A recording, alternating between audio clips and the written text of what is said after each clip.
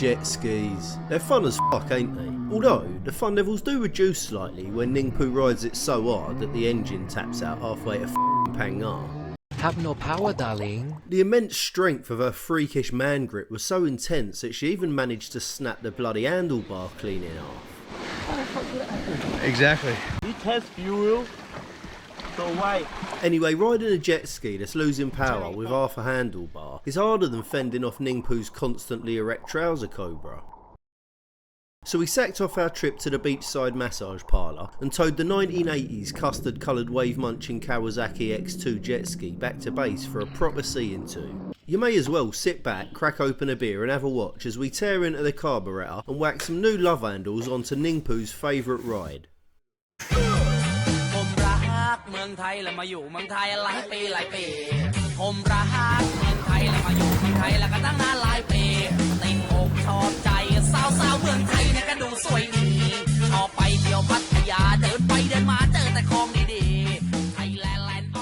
Bloody hell, Ningpoo's grip must have the strength of 5 buffaloes to break this sturdy aluminium handlebar. I guess all those years of gripping a round shaft has finally given her that Chuck Norris level kind of grip. Anyway, the new Renthal handlebars have finally arrived. Looks like the manufacturers are still clinging desperately to the caveman units of inches. Apparently they're the #1 handlebars in racing, even though they still haven't quite got the hang of metric yet. They may as well be using Egyptian f***ing cubits. Anyway, rip out the bag with the same ferocity that you tear into a pack of rubber johnnies in the short time room. I wonder if 2 minutes is short enough. And offer it up to the steering column. You know, just to check they haven't misunderstood your broken tyre and given you handlebars for a BMX instead.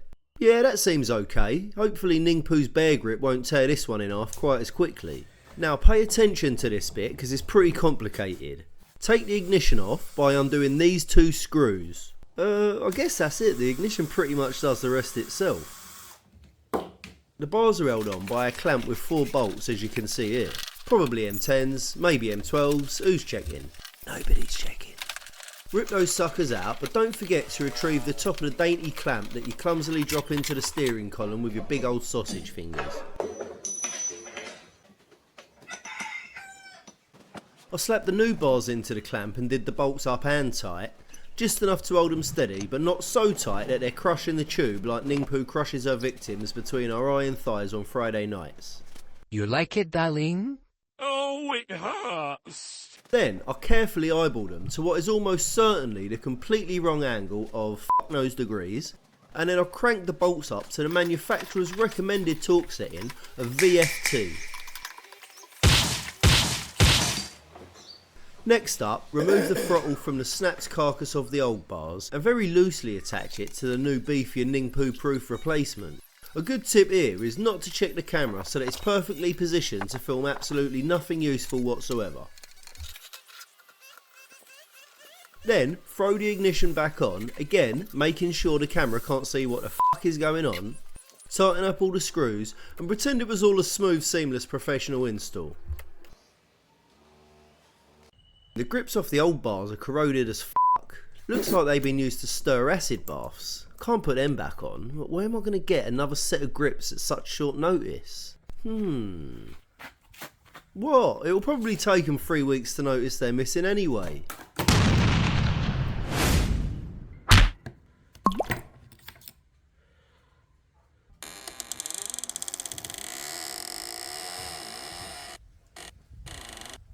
Right, slap them back on and make sure everything's tighter than Hunter Biden's grip on his favourite crack pipe. I love you so much. And now we got a jet ski with handlebars that might just survive Ningpoo's next round of over-enthusiastic aquatic violence. Last time when we went to Baba Beach Club and yeah, it was the problem with it, and now I want to check what's wrong. Okay, time to have a look at that power loss issue. Now this geezer is explaining that he thinks the loss of power might be due to what he calls the fuel filter, which he describes as a sheet inside the carburetor. Now I'm no carburetor guru, but using as few innuendos as possible, it works a bit like this. A fuel pump diaphragm sucks fuel into the pump chamber. Then the rapid in and out motion of the meter in diaphragm's knob pushes on a very thin phallus. Some people call it a meter and needle, but let's go with phallus. This draws the go-go juice through a tight orifice and into the metering chamber. The metering chamber is in turn penetrated by another phallus in an even tighter hole, the main jet. This is the mechanism for controlling how much go-go juice can enter the love pipe. Once the tiny squirt of liquid enters the pipe, the up and down dance of the piston creates a vacuum which sucks air into the pipe and turns a tiny squirt of go-go juice into an explosive mist that's set off by the spark plug. Boom, we have power. There you go, hardly anything suggestive there. Vagina.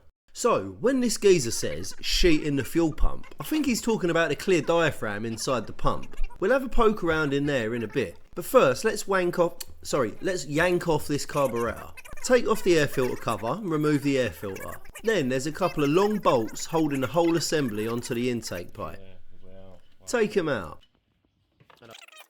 You'll have to disconnect the choke and throttle cables and the fuel hoses too. Basically, disconnect everything that looks important and pray it goes back together later.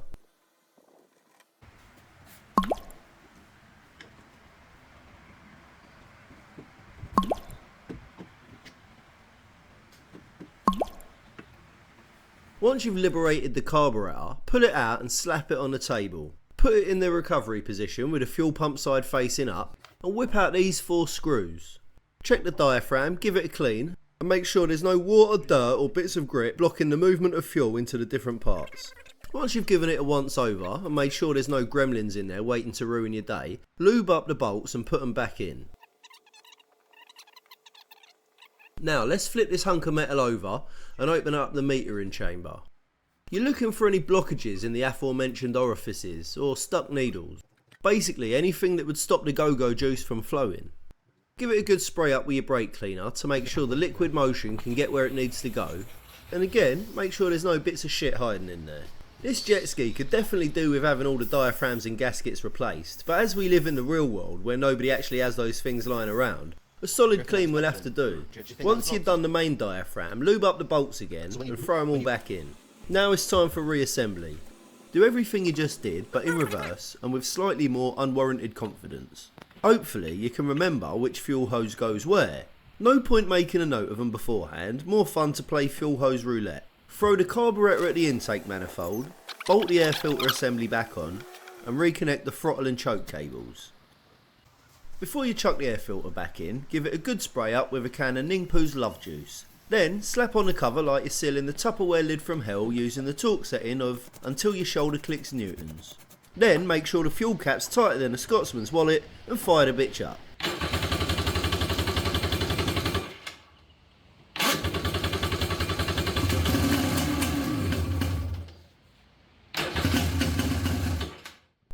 Give it a minute, the fuel needs time to get where it needs to go.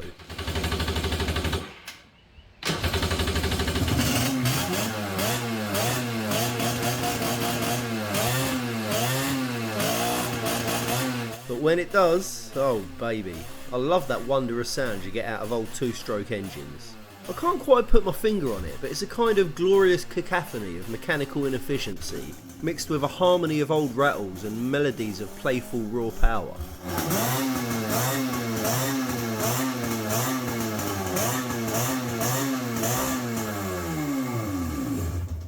Before we go, something a bit more serious. I'd like to inform you about my new charity. We're donating cans of unused engine oil to the Labour Party so that Keir Starmer can lube up his rectum next time Nigel Farage shafts him at the polling booth. If you'd like to donate to the Communist Party of the UK, please send tubs of lube or engine oil to PO Box 1234 Keir Starmer.